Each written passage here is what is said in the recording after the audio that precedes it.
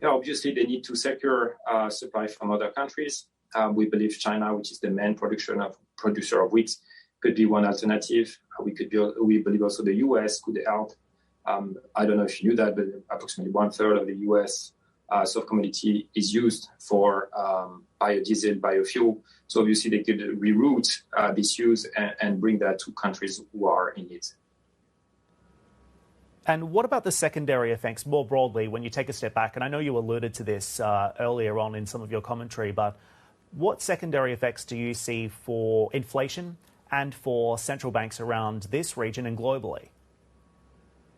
Yeah, so when it comes to food inflation, obviously, this is going to have an impact on the whole inflation as we speak.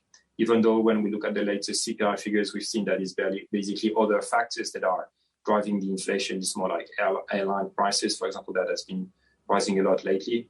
But anyways, we believe that over the long term, this is clearly impacting the central bank's policies, obviously because inflation is rather new as we speak, as we have not seen inflation for the last 30 years. But yeah, it's something they need to take into consideration. And this will obviously push forward the hawkish style of the Fed and push the cycle of hiking the rates.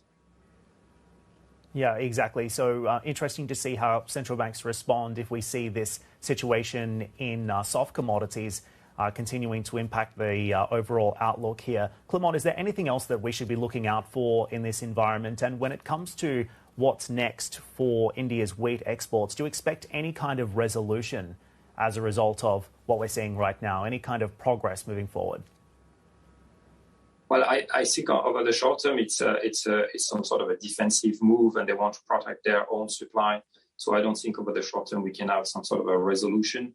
But I think over the long term, as I said before, the geopolitical area and playbook is changing, and obviously there will be some new deals, and some countries might come in and try to help to replace this lost supply coming from India.